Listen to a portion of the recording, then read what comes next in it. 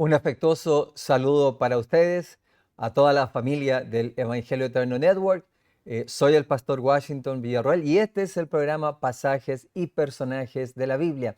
Muy contento de poder llegar hasta sus hogares y un saludo para aquellos que están acá en Los Ángeles, para aquellos que están en Phoenix y toda la gente que nos sigue también a través de las diferentes plataformas donde el Internet alcanza y llega. Un abrazo afectuoso y vamos a ir a este programa de pasajes y personajes de la Biblia con este nuevo capítulo. Siempre tomamos una pequeña porción de la Biblia enfocándonos en las personas y la situación para tratar de aplicarla de la mejor manera posible a lo que usted y yo vivimos en este tiempo. Hoy día quiero compartir el título que es Leví, Mateo y el llamado. Usted sabe muy bien que Leví Mateo era un publicano. ¿Qué era un publicano? Era la persona que colectaba los impuestos a su propio pueblo para dárselo, en ese caso, a los romanos. Eran muy odiados y se les consideraba como traidores por su propio pueblo, porque algunos de ellos incluso les cobraban más para que ellos se quedaran con ese dinero. Ah, y entonces vemos cómo Leví Mateo un día estaba sentado en la mesa y pasó alguien muy, pero muy especial. Vamos a ir a nuestro PowerPoint y en este PowerPoint estamos en el libro de Lucas capítulo 5. Vamos a leer del versículo 27 al 32. Dice así: después de estas cosas salió, o sea, el que salió fue Jesús, y vio a un publicano llamado Leví sentado al banco de los tributos públicos y le dijo: sígueme. Y dejándolo todo, se levantó y le siguió. Y Leví le hizo gran banquete en su casa, y había mucha compañía de publicanos y de otros que estaban a la mesa con ellos. Y los escribas y los fariseos murmuraban contra los discípulos, diciendo: ¿por qué coméis y bebéis con publicanos y pecadores?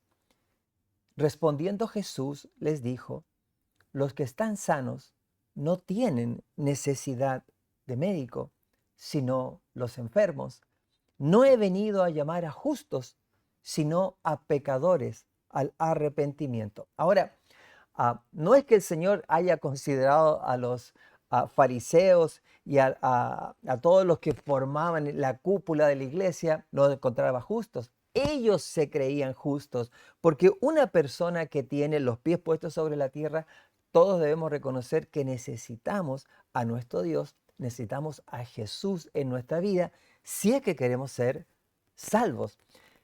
Y entonces, esta historia nos muestra que el Señor Jesús fue e invitó a este publicano, causando gran sorpresa aún entre sus propios discípulos, porque nadie esperaría que el Señor invitase a una clase tan odiada a que fuera su seguidor. Ahora, nuestro Señor Jesucristo no juzga lo de afuera, o sea, no juzga el libro por las tapas, sino por su contenido, por su corazón. Y él sabía que este hombre tenía algo especial. Incluso se sintió tan halagado que finalmente este hombre le hizo un banquete al Señor Jesús donde había más publicanos. Y ahí fue el Señor, no para participar de los pecados de ellos, sino para hacer luz entre las tinieblas. El deseo de todas las gentes, capítulo 29, nos dice: entre los funcionarios romanos que había en Palestina, los más odiados eran los publicanos. El hecho de que las contribuciones eran impuestas por una potencia extraña era motivo de continua irritación para los judíos, pues les recordaba que su independencia había desaparecido. Y los cobradores de impuestos no eran simplemente instrumentos de la opresión romana, cometiendo extorsiones por su propia cuenta. Se enriquecían a expensas del pueblo. Un judío que aceptaba este cargo de mano de los romanos era considerado como traidor a la honra de su nación. Se le despreciaba como apóstata, se le clasificaba como los más viles de la sociedad. Este hombre estaba considerado como lo más bajo, como lo más vil. Y la gran mayoría de las personas que estaban ahí, excepto los otros publicanos, eran los únicos que tenían de amigos. El resto de la nación los odiaba, los consideraba como un traidor a esa nación. Dice la pluma inspirada, a esta clase pertenecía Leví Mateo, quien después de los 4 discípulos de Genezaret fue el siguiente en ser llamado al servicio de Cristo. O sea, fue el quinto llamado de los 12. El Señor llamó a 11 y hubo uno que se vino a ofrecer, y ese fue Judas Iscariote. Los fariseos, dice, habían juzgado a Mateo según su empleo, pero Jesús vio en este hombre un corazón dispuesto a recibir la verdad. Ahí está la gran diferencia entre el Señor Jesús y nosotros. El Señor Jesús puede ver lo que usted y yo no podemos ver con nuestros ojos naturales, ni aún con lentes especiales, ni aún con nada. Porque Él puede leer el corazón, el alma humana, el interior. Nosotros vamos y juzgamos por lo que vemos, por lo que escuchamos, pero eso no significa que usted y yo estemos en lo correcto, ya que podemos presentar una apariencia, pero a veces presentamos apariencias que están lejos de nuestra propia realidad. Por eso usted y yo nunca tenemos que juzgar absolutamente a nadie, ni para bien ni para mal. ¿Por qué? Porque podemos equivocarnos rotundamente. Los de la época, los que estaban en ese lugar, no sabían ni entendían el por qué el Señor Jesús lo había llamado a Leví Mateo. Para ellos era un traidor, pero para el Señor Jesús era alguien que tenía calificaciones en su corazón que él podía utilizar y que estoy seguro él puede encontrar aún en muchas personas y ni siquiera ellos lo saben. Dice la sierva del Señor, Mateo había escuchado la enseñanza del Salvador. En la medida en que el convincente Espíritu de Dios le revelaba su pecaminosidad, anhelaba pedir ayuda a Cristo, pero estaba acostumbrado al carácter exclusivo de los rabinos y no había creído que este gran maestro se fijaría en él. O sea que él tenía en su corazón el deseo de conocer al Señor Jesucristo. El problema de él era que la iglesia que en ese momento reinaba no representaba correctamente, queridos hermanos, a el carácter de Jesús, sino que representaba el carácter del hombre común y corriente. Tenían algunas aristas que los hacían proyectarse como gente de iglesia o gente de Dios, pero sus obras mostraban algo completamente diferente. Por eso Leví Mateo nunca se acercó a ellos, no se sentía aparte, se sentía rechazado y por supuesto, como ellos actuaban así, pues él pensó que el Señor Jesús era de la misma manera. Romanos 14, versículo 12 al 13 dice, de manera que cada uno de nosotros dará cuenta a Dios de sí. Así que ya no nos juzguemos más los unos a los otros, sino más bien decidid no poner tropiezo u ocasión de caer al hermano. Una de las primeras cosas que debemos aprender si queremos ser cristianos genuinos, reales, verdaderos, es a no juzgar a los demás. Te pregunto, ¿puedes tú leer lo que hay en mi corazón, en mi mente? ¿Puedo yo leer lo que hay en tu mente y en tu corazón? Imposible. Pero Dios sí la puede leer. Por eso en el cielo van a haber grandes sorpresas. Gente que se suponía que tenía que estar, no va a estar. Y personas que acá vemos que decimos, esta persona jamás llegará al cielo, pues van a estar ahí. ¿Debemos juzgar? No debemos juzgar. Si usted tiene un libro y el libro tiene tapas feas, arrugadas, manchadas, y dice, no, pues este libro debe estar malísimo por dentro y usted nunca lo lee porque sus tapas no lo atraen, obviamente estamos cometiendo ese mismo error. El libro se juzga por su contenido, no por sus tapas. Y los seres humanos somos exactamente igual. Romanos 2:1 dice, por lo cual, dice, eres inexcusable, oh hombre, quien quiera que seas tú que juzgas, pues en lo que juzgas a otro, te condenas a ti mismo, porque tú que juzgas haces lo mismo. Mas sabemos que el juicio de Dios contra los que practican tales cosas es según verdad. O sea, Dios sí lleva adelante un juicio verdadero. Y sus juicios no son basados en las cosas que los hombres escriben o creen o piensan. Son basados en las cosas que Él conoce y usted y yo no podemos, queridos hermanos, estar pensando de una manera distinta.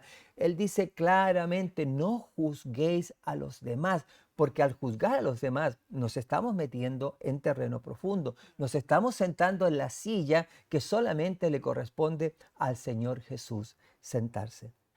Por eso el versículo 2 dice, mas sabemos que el juicio de Dios contra los que practican tales cosas es según verdad. Y piensas esto, versículo 3 dice, oh hombre, tú que juzgas a los que tal hacen y haces lo mismo, que tú escaparás del juicio de Dios. Impresionante lo que nos dice acá la palabra de Dios. Usted y yo no podemos estar juzgando a nadie cuando yo mismo a lo mejor estoy haciendo las mismas cosas que esa persona, pero yo lo estoy juzgando. Yo no puedo escapar de los juicios del Señor. Entonces, ¿cuál es la mejor actitud? No juzgues. No trate de estar juzgando a las personas por cómo son, por cómo aparentan. Hay muchas personas que cometen este tremendo error y no saben que lo que están haciendo es condenarse a sí mismos o a sí mismas. El deseo de todas las gentes nos dice en el capítulo 29, sentado en su garita de peaje, un día el publicano vio a Jesús que se acercaba. Grande fue su asombro al oírle decir, sígueme. Mateo, dejadas todas las cosas, levantándose, le siguió. No vaciló ni dudó, ni recordó el negocio lucrativo que iba a cambiar por la pobreza y las penurias. Le bastaba estar con Jesús, poder escuchar sus palabras y unirse con él en su obra. O sea, lo que mostraba, pues todo el mundo lo odiaba, pero en su corazón sí deseaba o tenía el inmenso deseo de conocer al Señor Jesucristo. Pero hoy día existen muchos Leví Mateos que saben que cuando alguien les vaya a tocar la puerta, se van a convertir en seguidores de Cristo. Así como hay otros que tristemente parecieran tener todas las características, pero en vez de seguir a Jesús, siguen las cosas de este mundo. Leví Mateo estaba renunciando ¿a qué? A la riqueza, a todo lo que significaba, pero ahora se iba a enfrentar con penurias, con pobreza, iba a cambiar, su mundo iba a cambiar por completo, pero no le importó, ¿por qué? Porque la recompensa final no estaba en este mundo y él la podía ver. La recompensa estaba mucho más adelante. Por eso dice, dejada todas las cosas, levantándose le siguió, no vaciló ni dudó, ni recordó el negocio lucrativo que iba a cambiar por la pobreza y las penurias. Le bastaba estar con Jesús. Le pregunto a usted, ¿le basta a usted estar con Jesús?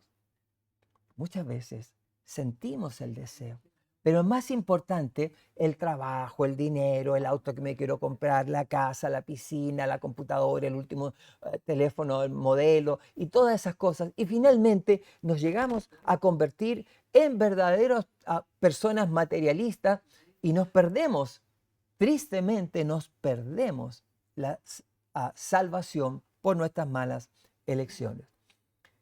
El deseo de toda la gente, capítulo 29, nos dice, Así había sido con los discípulos antes llamados.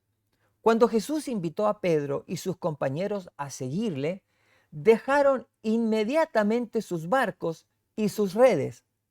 Algunos de esos discípulos tenían deudos que dependían de ellos para su sostén, pero cuando recibieron la invitación del Salvador, no vacilaron ni preguntaron, ¿cómo viviré y sostendré mi familia?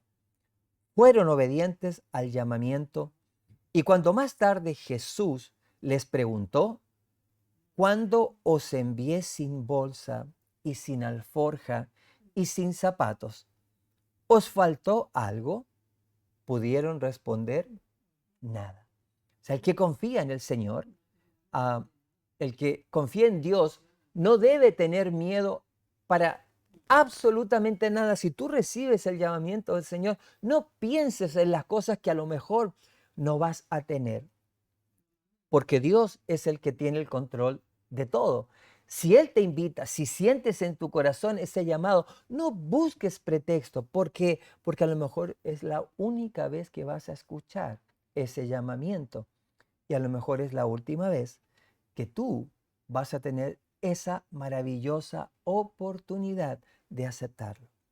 Hoy en día son muchos los que escogen el materialismo, la mundanalidad, las cosas que hay a nivel de tecnología, en vez de buscar lo que Dios ofrece para nuestra alma. Las cosas que el mundo ofrece dan satisfacción momentánea. El teléfono nuevo, ¿cuánto te dura el entusiasmo por ese teléfono? Un par de semanas. Y después ya se quedó viejo. La televisión, la computadora, el automóvil, siempre se va paseando. Hay que sacarle esto, hay que poner esto otro, porque es lo único que me va llenando, es llenarme de cosas. Pero sabes que lo que el Señor ofrece nunca pasa de moda, jamás.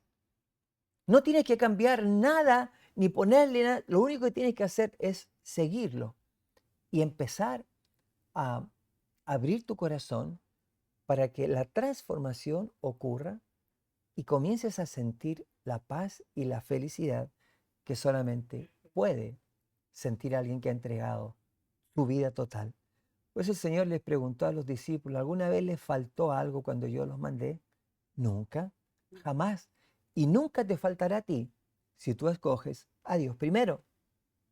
Dice el deseo de toda la gente, capítulo 29. A Mateo en su riqueza y a Andrés y Pedro en su pobreza llegó la misma prueba y cada uno hizo la misma consagración. En el momento del éxito, cuando las redes estaban llenas de peces y eran más fuertes los impulsos de la vida antigua, Jesús pidió a los discípulos a orillas del mar que lo dejasen todo para dedicarse a la obra del Evangelio. Así también es probada cada alma para ver si el deseo de los bienes temporales prima sobre el de la comunión con Cristo.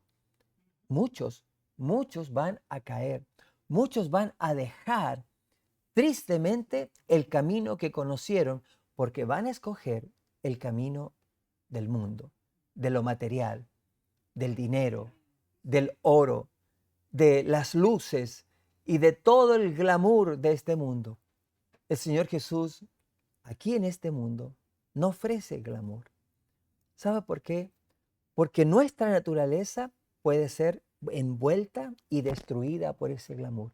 Usted y yo debemos ser cambiados y transformados, porque en el cielo sí hay glamour, pero la gente del cielo no le pone absolutamente nada de atención a las calles de oro, edificios de los más maravillosos materiales preciosos, ya que para ellos lo más hermoso es poder adorar a aquel Dios que hizo y creó todas las cosas y mantiene en el cielo un ambiente de felicidad plena y de paz que usted y yo no conocemos.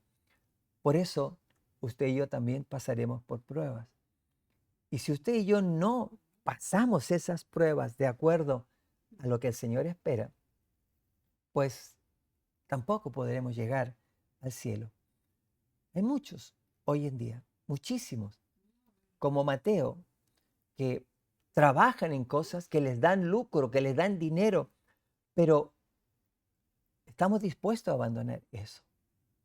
Si escuchases el llamado, ¿dónde irías? ¿Te quedarías ahí o seguirías la voz del Señor? En 1 Timoteo capítulo 6, versículo 9 al 11, dice así: porque los que quieren enriquecerse caen en tentación y lazo, y en muchas codicias necias y dañosas que hunden a los hombres en destrucción y perdición. Porque la raíz de todos los males es el amor al dinero, el cual, codiciando algunos, se extraviaron de la fe y fueron traspasados de muchos dolores.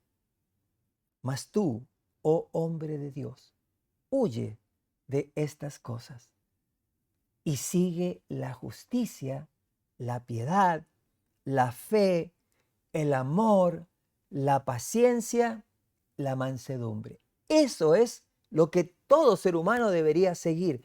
Jamás, querido hermano, querido amigo, querida familia en Jesús, jamás sigamos lo que Satanás nos ofrece en platos de oro o en silver plate, como se dice en inglés, ¿no? Platos de plata. Satanás es un experto en mostrarnos las maravillas de este mundo. De hecho, se la mostró al Señor Jesús y le dijo: si postrado me adoraras, yo te entregaré todo, todo este mundo estará a tus pies.